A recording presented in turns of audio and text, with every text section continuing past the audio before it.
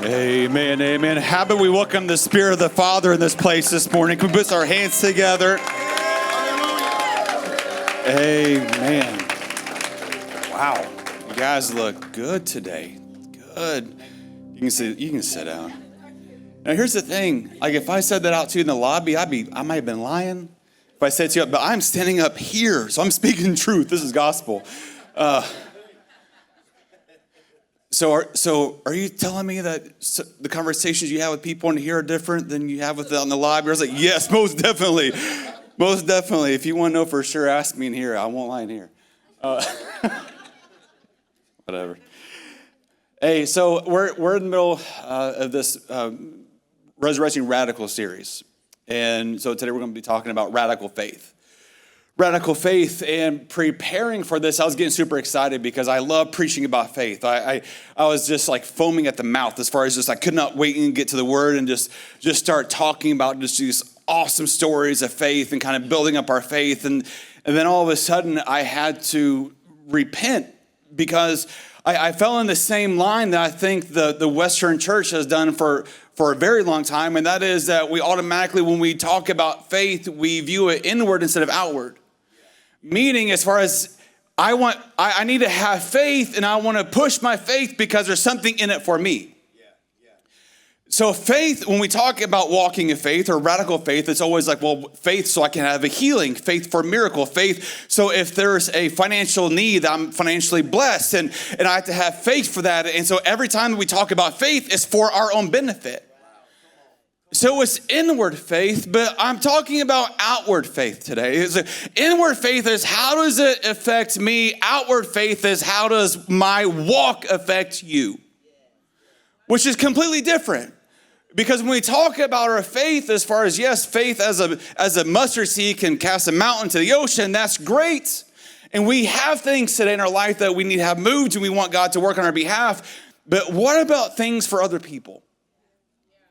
Because I know there's people in here that's going through some stuff, but yet my faith is reserved for me and my situation and my problems and my circumstances and my family, but it's never really forward outward to other areas.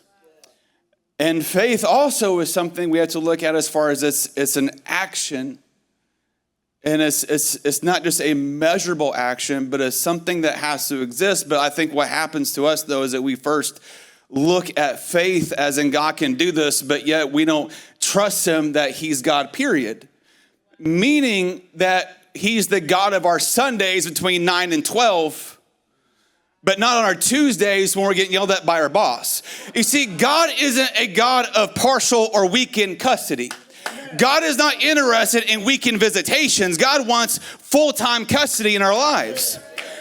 But yet we give him the scraps. And Nina and I were talking about this the other day. And is Ellie in here, by the way? Is Ellie in here? Grace? No. If you see her, tomorrow's her birthday. She is turning 14. My baby's turning 14. Could you imagine? Get this. We were Vicky's age. She was Vicky's age when we moved here. Now she's I'm a dad. I don't have words. It's almost like she's like a woman baby. I don't know what you would call it. It's just something. Either way, I may not know what to call it, but I can say what I can call it is undateable. I can't say that. I can't say undateable. She's a teenager, growing to a young woman, beautiful lady, but undateable. Yes. And until there's a burning bush in my living room where I hear the voice of the Father say, "Take off your shoes. You're in holy ground." And he says, "Now let your daughter Ellie date." By then, we can have a conversation about it. But until that moment happens, no. I don't care if she's 60. She's still living at home with me and mama, and she's just, I'll have my grandkids through Cohen. That's fine. But the other, I feel like I'm offending. So there's a couple of people in here that's being offended by this. I'm only like 98% serious. But if we go to the book of Hebrews, some of you caught that. If you go to the book of Hebrews chapter number 11, And I was so excited. I was like I said, I was wanting to preach and all these people, and I was getting so excited. I'm like, I'm going to come out with some faith bombs and preach about all this kind of stuff. And then I was directed here, and then all of a sudden I get frustrated. I know God is doing something when I study, when I get frustrated. That's how he pricks my spirit. If I a lot of times if I read through it, and it doesn't, if there's not a speed check or a speed bump that causes me to slow down, then, but that's how he kind of gets my attention. And so we're going to go to verse number 1. And it says, now faith is the assurance of things hoped for, the conviction of things not seen. For by it, the people of the old received their commendation. By faith, we understand that the universe was created, the word of God, so that is seen was not made out of things that are visible. So before we can talk about faith, we must first talk about this invisible God. You see, because in John 1:1 says, in the beginning was the Word was with God, and the Word was God. Verse 14 says, and that Word became flesh and dwelt among us.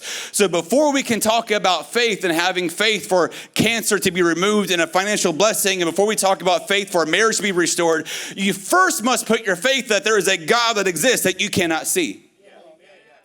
So until you put your faith that there is a God in which you cannot see, then believing that he can do something on the back end isn't how it works. You see, when you believe that there is an invisible God in which you cannot see, the miracles are just the benefit from believing in it, but it's not the reason why you believe there's a God which you cannot see.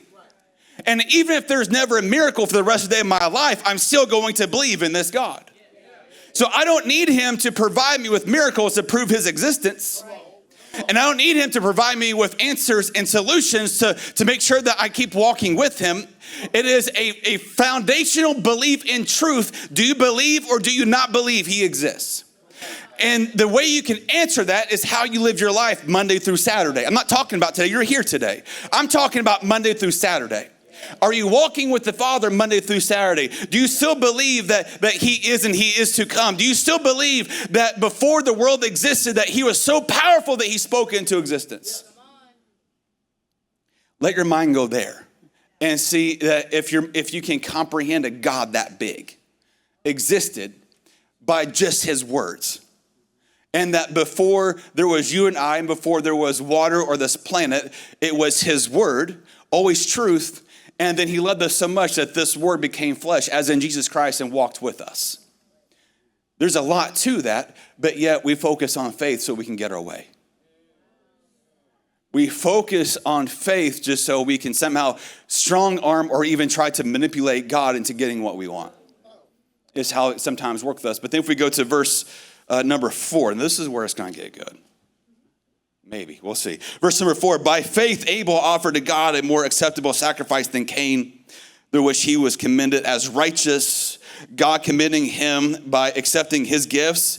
And through his faith, though he died, he still speaks. That messed me up. How a man can die, but yet he still speaks. You see, it's pretty simple when you look at it from this side looking backwards, is that when you die, how you live your life is still going to be speaking. And so even though you're dead and 6 feet in the ground, your faith can still speak on your behalf. And so your kids can now hear the voice of you. But I remember how daddy would solve this. I remember how mama would walk through this. They would put their trust in this invisible God. And so that's what I'm going to do now. Your faith can speak even when you're not here. Your faith can speak. And so even speaking of Ellie, we're walking through HEB and we were having the most demented, twisted conversation ever. How do you want your funeral to be? And the reason why is because we're walking through, and my favorite song of all time is Come Sail With Me by Styx. I love that song. I can't help it. Whatever it is, what it is. But I looked at Ellie and I'm like, hey, just promise me at my funeral you're going to play this. She's like, this song, Dad? I know I literally, now I've offended like 60% of you, I'm sorry. But I just always loved the song. And so she starts talking about like her funeral, and I'm like, ooh, we're not gonna talk, no, we're talking about my stuff. We're not talking about your funeral. We're talking about my funeral. It's about me right now, I'm making it about me. And so, but I made the comment as in, but Ellie, here's the thing. Anything I do here on this world doesn't matter. If when you go and give my eulogy, or you and your brother and your sister talk about me, if it's not said that my father walked with God, then none of it ever matters. That my last days, that I want people to refer to me as a man who walked with God, a man who had a relationship with the Father, because I want my faith to reach the ears of my grandchildren and great-grandchildren and my great-great-grandchildren, which I'll never meet, but yet they'll hear my voice through my faith today. So I'm building a lineage of those that follow this invisible God.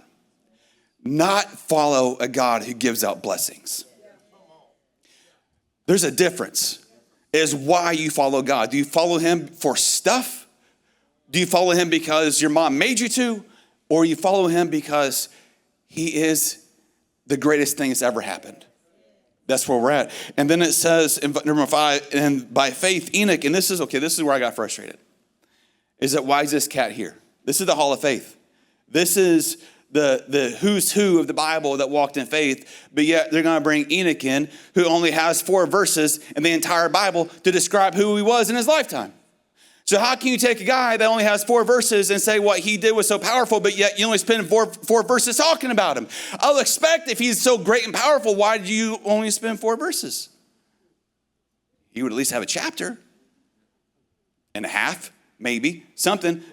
But all of a sudden it says, and by faith Enoch, which was taken that he would not see death, and he was not found because God had taken him. Now before he was taken, he was commended as having pleasing God.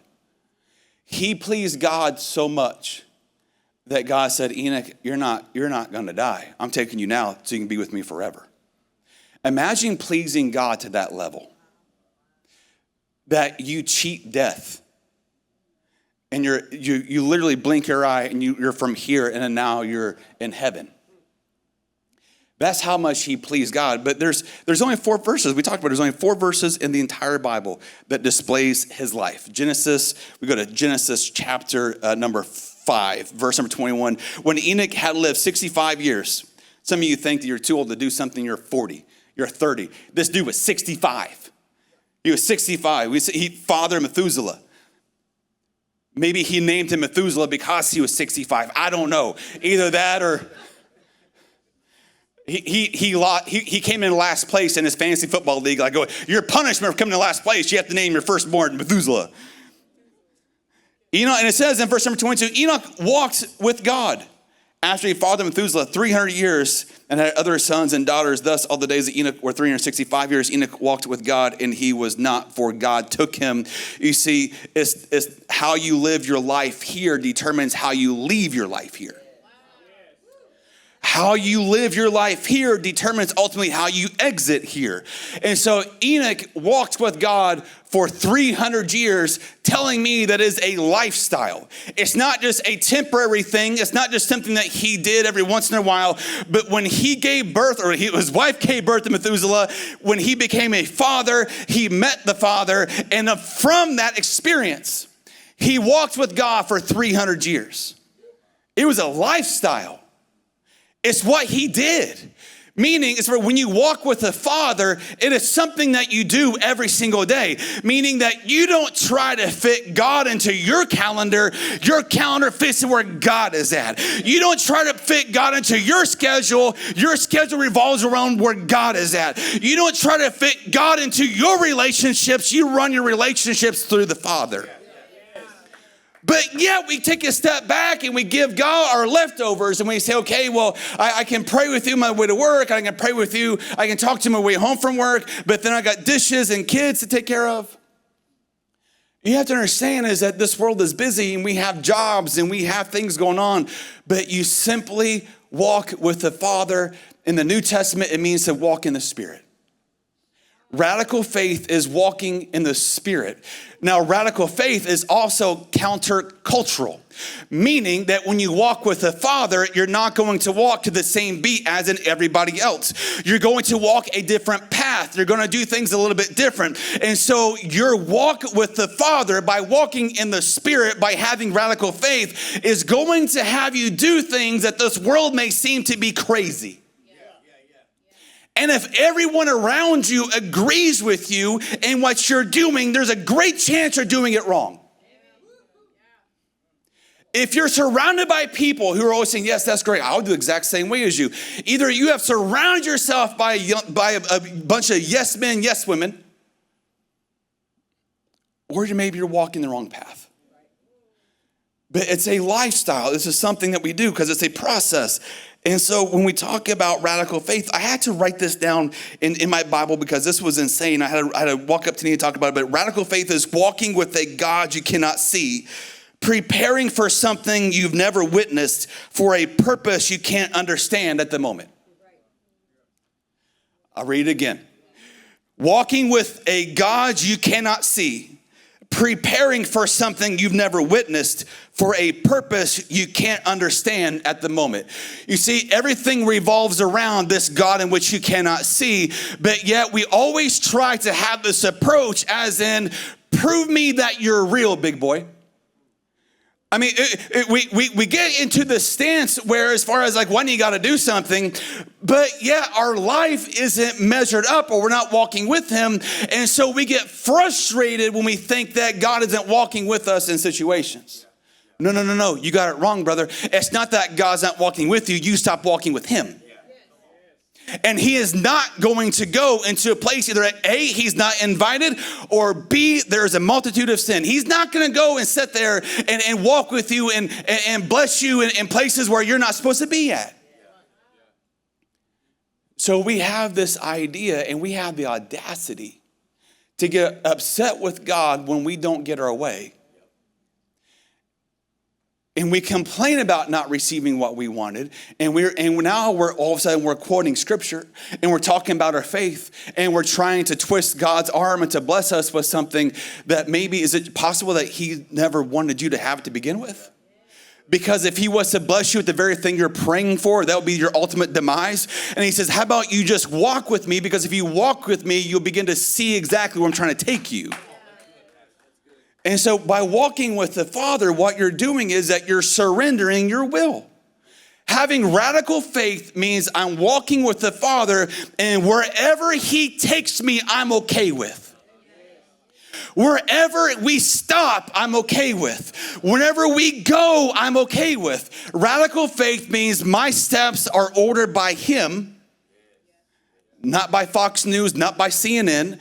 My steps are ordered by him, and wherever he goes, that's where I go. And I refuse to go to a place in which he doesn't want me to go. I refuse to walk according that way. And so we talk about this radical faith, and we go to 1 John chapter number 2, and I think this is so perfect because it says in verse number 6, whoever says he abides in him ought to walk in the same way in which he walked. Simply meaning that to walk with God is to walk like Jesus. But a lot of times we don't walk like Jesus now, do we? We definitely don't drive like Jesus because he definitely... Can we just stop for a second? How would Jesus drive on I-35 out here? We laughing, but I want to talk about it just for a second, because a lot of times we have this excuse as far as like, well, he don't know me, he pushed the wrong button, or he don't know my background, or I mean, all this kind of stuff. Don't he know that lane said emerge just way 2 miles back, and now he's trying to cut in front of me? But yes, congratulations by proving your point and running him off the road. Great job. You want a cookie? I mean, but at the end of the day, how would Jesus drive? How would Jesus walk? And so if we're to walk with the Father, we're to walk the way that Jesus walked. You know how this is how Jesus walked. Jesus walked simply like this. He's going to love the unlovable. He's going to forgive those that are going to do everything they can to try to destroy him. But you have to watch where Jesus walked.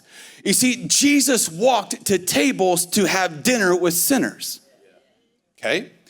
He walked to save them, to meet them, to reveal himself to them in which way they'd never seen before. Yeah.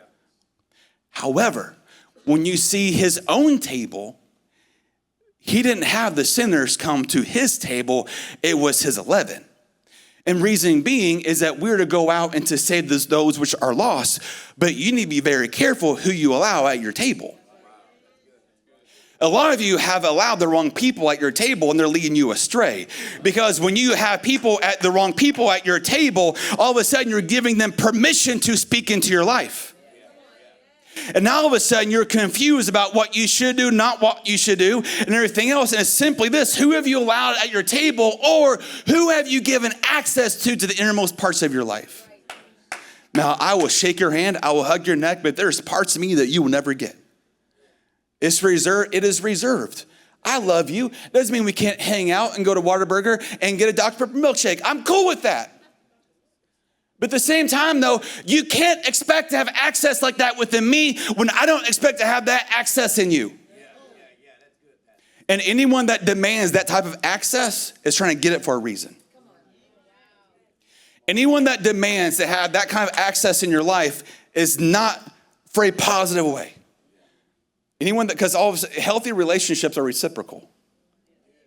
Healthy relationships are reciprocal, meaning I give to you, you give to me. We have so many one-sided relationships and we wonder why we give and give and give. And that's why, you know what? That's why marriages fall apart. I'm just going to say this. One of the biggest reasons why that marriages fall apart is because you don't know how to have a healthy relationship by simply giving. It's always, I give this, or you're keeping score. Or it's keeping score. As far as, I remember back in 1996 when I called you twice and you said you're gonna call me back and you didn't. Who was she?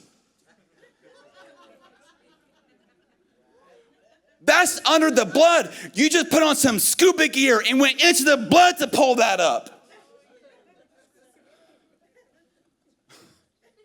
All right, I gotta go. I'm so sorry. I apologize. I'm sorry.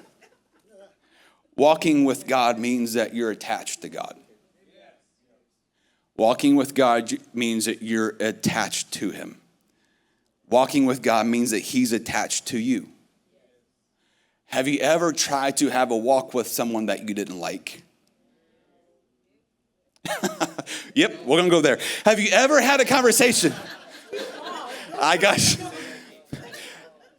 First of all, do you remember I'm looking at these young pups, they wouldn't know. But what's crazy is that growing up, I was an 80s kid, and they used to say, never get in a car with a stranger. Never talk to anybody online you don't know. Never talk to anybody on the phone you don't know. It was always never, ever get in a car with somebody you don't know. We're raising generations, all they do is get into a car with people they don't know. Hello, Uber. Hello, Lyft. As far as my grandmother would be freaking out right now if she was alive. I wish my grandmother she would have been like, do you know him? This guy picked us up. No, Grandma, got him off the app. You don't know his mother or anything? That would have been my grandmother. But the thing is, though, is that how often do you go for a walk with a stranger? Nobody? No one here goes on Craigslist searching for a single white male going to walk with. Okay, hold on. Some of you may type that. Scratch it. I think some of you have typed that. I'm talking about we don't go on walks with strangers. We're not supposed to. Not supposed to. Some of you are that desperate. You're not supposed to. You're not supposed to go on walk with strangers, but how enjoyable is it to go on walk with someone that you don't like? How can you walk with someone that you're not in agreement with? That's no different than us trying to walk with the Father, because sometimes he is a stranger because the only time he hears from us is on a Sunday. And so so now all of a sudden we don't know how to walk with him because we're all walking with a stranger. But all of a sudden we can also be frustrated that we're walking with him because we're frustrated because we still have some blessings that aren't accounted for. So a healthy relationship is simply walking with the Father and being okay with whatever comes. Walking with the Father means simply, I'm okay with it. I'm surrendered to your will. I'm completely fine. I'm completely okay. But if we go back to Hebrews chapter number 6, number 11, verse number 6 says, and without faith, it is impossible to please him. For whoever would draw near to God must believe that he exists, and he rewards those who seek him. First of all, I love that it's he and not it.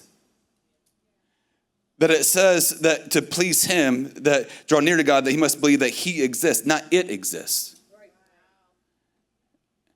Because if it exists, that's religion. He is relationship. God is not calling us into a walk in religion. He's calling us into a walk in a relationship, which is completely separate. But yet somehow we've twisted it that we have to walk in religion to walk with the Father. No, we walk in a relationship to get access to the Father. But also look at the order, though. You have to look at the order because it says, and without faith, it's impossible to please him, for whoever would draw near to God must believe that he exists.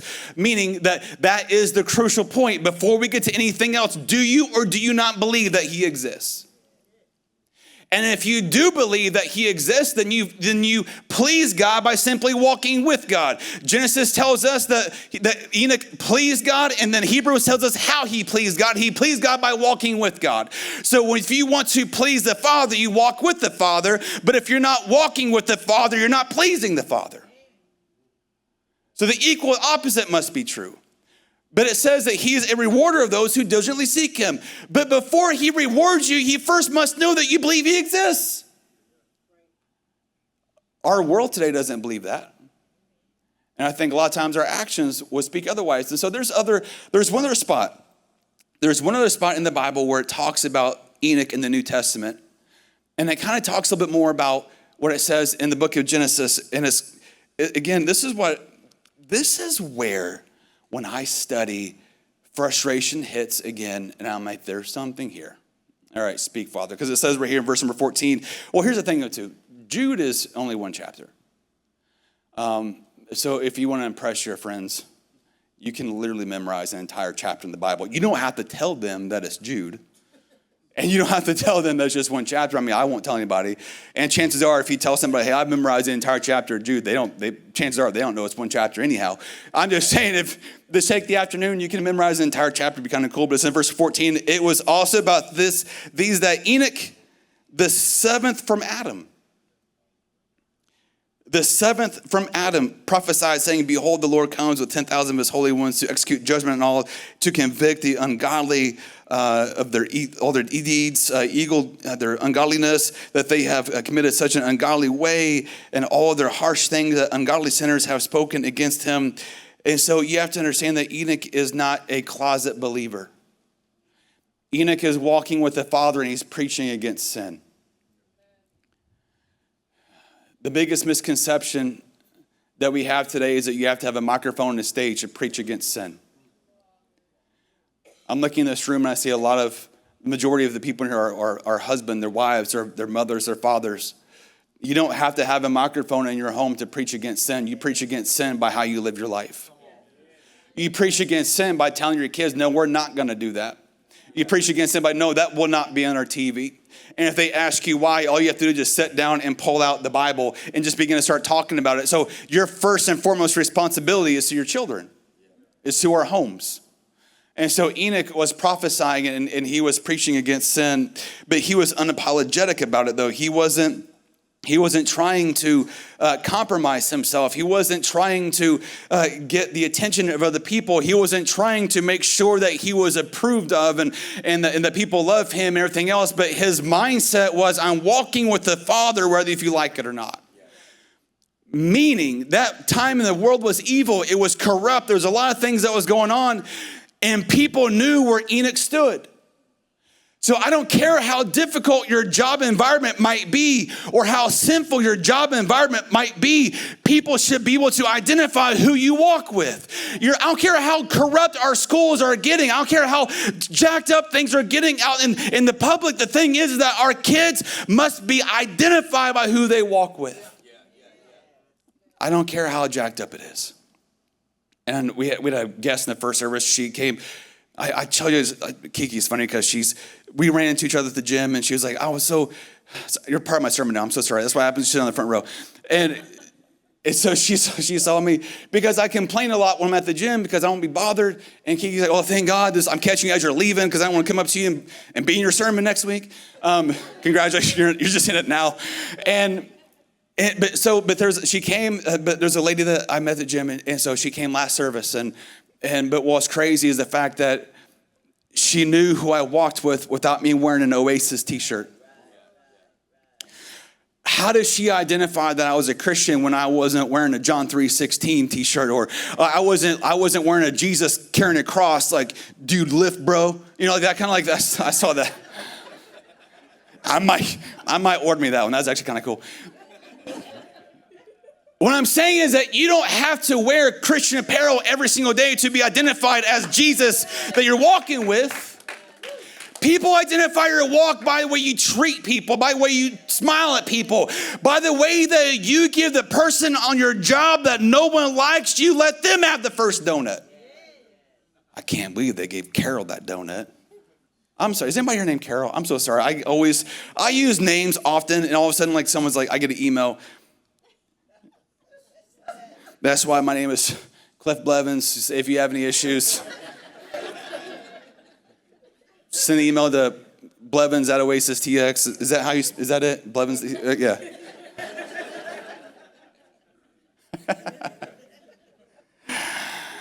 Oh man, him being my friend is a poor judgment of his character. I'll tell you that much. But I was so frustrated because it said from the seventh Adam. Like, why is he taking us to the seventh Adam? It doesn't make any sense. But there's a reason why. So let's just go back to the garden real quick, and we'll just walk through so we can discover this together, if that's all right. We go back to the garden, and you have Adam and you have Eve, and they sinned. And so even before that, Adam and Eve were together, then relationship. Before Eve, it was just Adam, and Adam walked with the Father. The Bible says that his voice came down in the cool of the day, and so walking with the Father was the foundation of a healthy relationship. He started it by walking with him. It was so important to walk with the Father that he started creation with a walk. And it was supposed to be that way forever. Just walking with God in the garden. Walking with God in the garden. And then all of a sudden, Adam and Eve sinned. And then God shows up and he says, Adam, where are you? You mean to tell me the person that's so powerful that created the heavens and the earth by just speaking it can't find one individual? No. What he's saying is, Adam, I'm here for my walk with you, and you're nowhere to be found. You're not here for a walk. I'm going to take you some places, Adam. I'm going to show you some things, Adam. I'm going to teach you and show you some new things. And I'm here. Where are you at, Adam?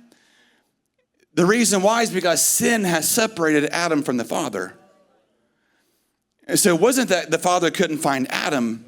It's just that Adam could no longer walk with the Father. But Adam's solution to the problem was he took some fig leaves and he sewed them together to cover him and Eve because they were naked. And God refused, he rejected that idea. You see, because a human solution will never solve a spiritual problem. So God's like, hey, nice try. That's from the ground. I'm not accepting anything from the ground. What you have to have is shed of blood. So he sacrificed an animal, took the skins, clothed them that way, because what God is trying to show Adam and Eve as far as like, there now has to be blood in order to be the proper covering, because you trying to use something from the ground ain't gonna cut it. So he's trying to show Adam and Eve from day one, this is how it's gonna be remended. This is how it's gonna be fixed. It's through the shedding of blood. And so you have Adam and Eve, and now they get the eviction notice, and they have to leave the garden. And now we get to this other part. So now all of a sudden they have kids. We know the story about Adam and Eve. You know what? Mr. Rodney gave me a really cool Bible, because it's like in size like 200 font, because I wouldn't have to have my glasses when I read it. And I was wanting to preach with it so bad, but the problem is that it weighs like 87 pounds because it's like 8 billion pages. I can read it. Yeah, it's not Arm Day, not doing that. And it says, it's not Arm Day, it's definitely not Arm Day. But if we go to verse number 1, chapter number 4, it says, now Adam knew his wife, and she conceived and bore Cain, saying, I have gotten a man with the help of the Lord. You see, because she had the prophecy that there was going to be, that she's going to bruise the head of the serpent, and the serpent's going to bruise the heel of the man. And so now she's been waiting for a man. She didn't know it was going to be generations and generations past, but she's looking at it as a solution. You see, it's because, no, ladies, I'm going to say this, and this is a compliment when I say it. As far as you might have been wronged. You might have been wronged, but dear God, you are going to make it right. Because if someone does something intentionally to you and destroys what you're building, you have a long memory. You see all the guys like that nervous laugh? I like to live on the edge of uncomfortable. That's how you grow. And so, I should preach that one day. And so, but what happens though is that Eve was so determined. That's why she talked about as far as with Cain, because now I got you, devil. You messed me up once, I got you now. And that's why she was so excited about having Cain. And she's like, I've gotten a man from the help of the Lord. And again, she bore his brother Abel. Now Abel was a keeper of the sheep and Cain a worker of the ground. And I think that is so unique in itself, you see, is because Cain was working in the ground. He was a farmer while Abel was a shepherd. And we just saw that there was supposed to be a blood sacrifice. And so now you have Abel who was working in God's solution while Cain was working in his father's curse. So where are we at in our walk with the Father as far as, are we walking in a place where we're trying to get our own solutions, or are we walking in a place where it's his solution? And so Cain is walking and working in the field. Abel is a sheep herder. He's working in the stables as a shepherd. And it says in verse number 3, in the course of time, Cain brought to the Lord an offering of the fruit of the ground. And Abel also brought the firstborn of his flock and the fat portions. And the Lord had regard for Abel and his offering, but for Cain and his offering, he had no regard. So Cain was very angry and his face fell. Cain did not handle rejection well. You see, and what God is saying is that, Cain, I don't know what you would think that why I would receive this offering when in this solution when I rejected your father's solution. I'm not accepting things from the ground because that's not what I'm looking for, Cain, because what covers sin and what we must have here is a blood sacrifice. This is Cain taking some carrots and some beets and some peanuts out of the field. Just trying to get by with the bare minimum, just so he has something to present, but it's not a sacrifice that God was willing to accept. Because now you have Abel, who's not just picking out just one of the litter, but he's bringing the best. A blood sacrifice, the best. And so now we have this contempt that's being born between Cain and Abel. And we have Cain being frustrated with God, taking it personal that his sacrifice, or his offering rather, was not accepted. And at the same time, he's frustrated with his brother. Show off. Daddy's favorite. But yet we're no different. When someone gets blessed and all of a sudden we all automatically go, where's my blessing at? You know how long I've been praying and fasting for this? Instead of rejoicing and celebrating with someone who just got the answer, we automatically internally reflect and want to know where our stuff is at. That spirit of Cain still exists today. And it drives brother against brother. And it was so noticeable that his face fell. His face completely fell. But the reason this difference is because Cain wasn't walking with the Father while Abel was. By walking with the Father, he knew what sacrifice God would receive. You see, you don't understand what God will accept if you're not walking with the Father. And so by Abel walking with the Father, he knew, he had firsthand knowledge of what was redeemable and what was accepted. When Cain was out in the field, he had no regard, wasn't walking with the Father, therefore he had no clue what to give. I'm just going to give some beets and some vegetables because no one likes beets anyhow. I see one person is like, I literally just, I can say like back there, like, I like beets, what's wrong with you? In verse number 6, the Lord said to Cain, why are you angry and why has your face fallen? This is me in every staff meeting. Tyner, fix your face. Our staff here knows. We have been in places before preaching, and Bishop will like, Tyner, fix your face. I'm like, I'm not fixing my face. Do you not just see what I'm seeing? Yes, I'm seeing that, but fix your face. There's There was one time I was preaching on a church on the road, and Nina was sitting like kind of in the back, and I just stopped and I'm talking like I just did like a whole 180, and I just looked at Nina and I went like this, like, what is this? I couldn't help it. It was like okay, first of all, calm down. I do know I need to mature a little bit. I need to harness my feelings, but I do not have a poker face. The Lord said to Cain, why are you angry and why is your face fallen? If you do well, will you not be accepted? And if you do not well, sin is crouching at the door. Its desire for you, but must rule over it. And this is one of my favorite parts of the Bible. And the reason why is because it gives me hope, because he's pleading with Cain. He's saying, Cain, it's not too late for you, man.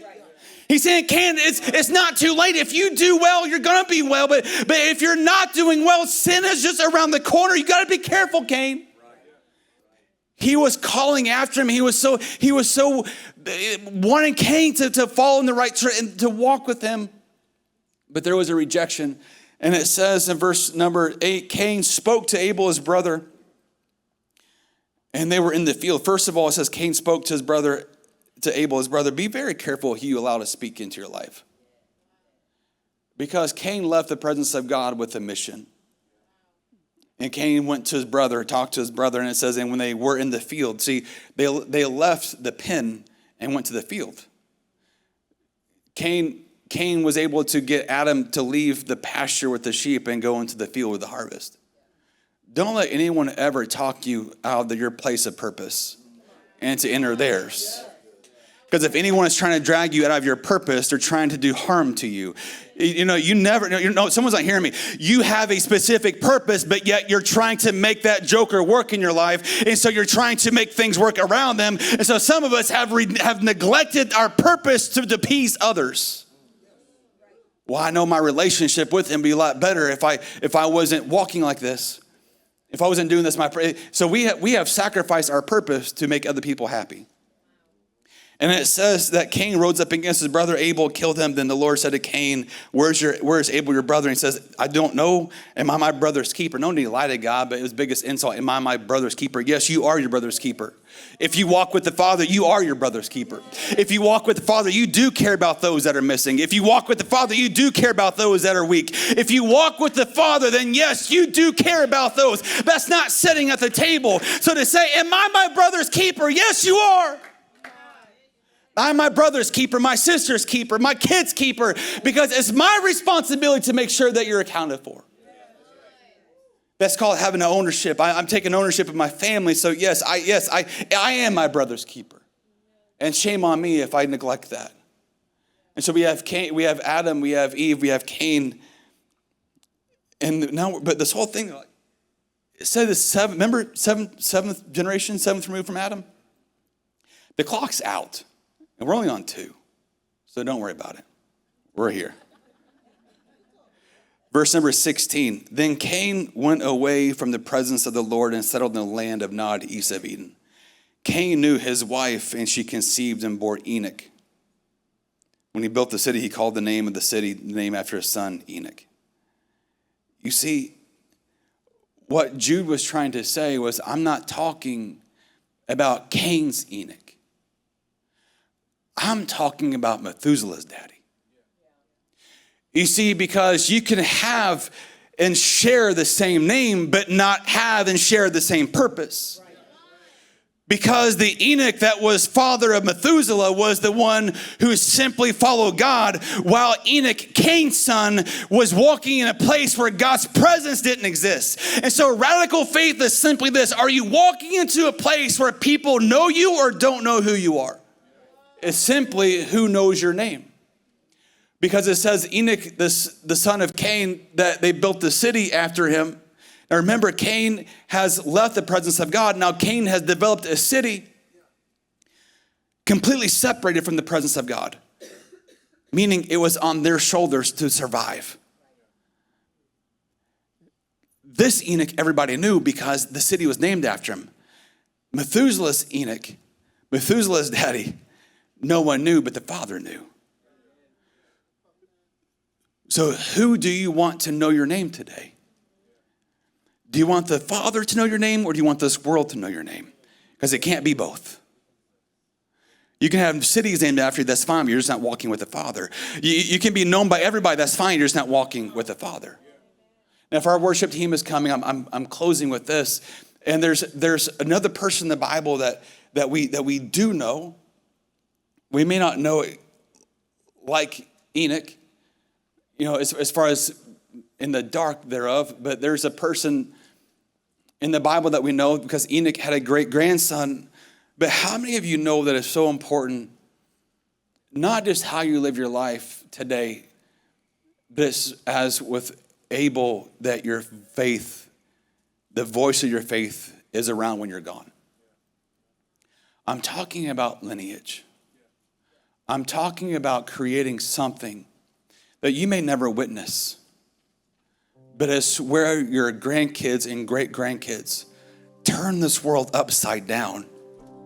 And it started because you decided to walk with the Father. You see, Enoch walked with God.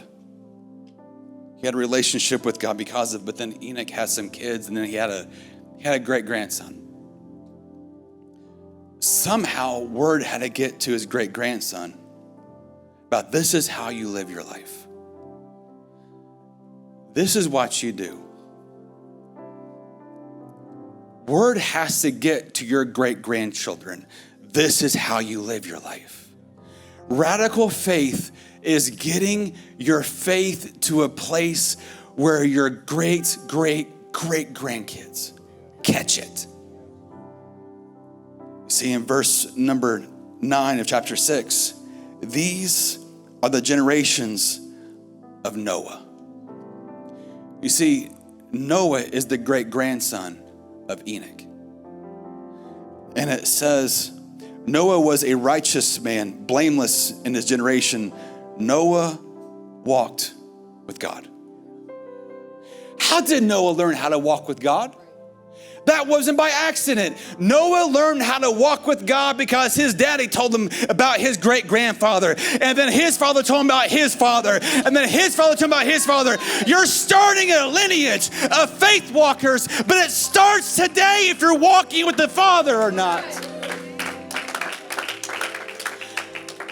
When I have taken my last breath on this planet, talk about my failures.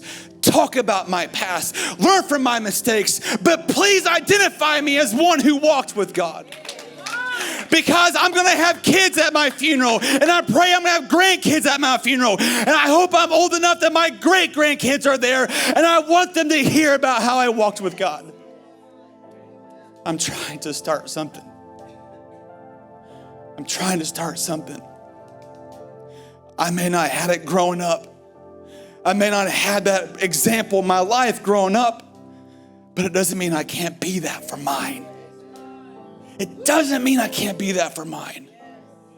As for me and my house, we shall serve the Lord. His word shall be a light into my feet, into my path. I'm always going to walk in his ways because his word is here. Walking with the God you can't see. Preparing for something you've never witnessed. For a purpose you can't understand at the moment. How did Noah build an ark? He didn't know how. It never rained before. Water came from the earth. He was given direction for something he couldn't understand, for a purpose he couldn't fathom. But what gave him confidence is that he walked with the Father. So when you walk with the Father, that's what makes the things that were impossible possible. Yes, it's your faith, but it starts with the walk. It starts with the walk. It starts with a walk. Radical faith starts with, if you stand with me, I'm closing. And I've been very tempted about doing this. I kind of mentioned it last service, but we can definitely do it now because we got time. Our prayer team is coming right now, and if you're like, hey, it's been a minute since I've had an encounter, and it's been a minute since I've walked with the Father. Or you're like, hey, I want to make sure that my kids see me walking with the Father. This area is open, and you can come and pray, but this is what I really want us to do. And I'm so sorry, is Pastor Maggie in here? No. Okay, she is. Okay. All right, I'm gonna ask for forgiveness when I say this. It's gonna destroy what they're doing. If you have kids in here, if you have kids in the classroom, feel free to go get them and bring them in here. Because last service, there was a family that had like 8 or 9 people just circled together praying. Because I think it's important that our kids see their mothers and their fathers make a declaration on August 17th, 2024 to August 18th, 24, and say, this is the day that this family started walking with the Father. That we're not walking to a different drumbeat, we're walking with the Father today. As they begin to play and as they begin to sing, if you need healing, if you need a miracle, our team is up here. If you want to reestablish your walk with the Father, our team is up here. But feel comfortable, go get your kids. Feel comfortable, go get your kids and bring them in here and pray with them. Let our kids see a praying mother and father this morning.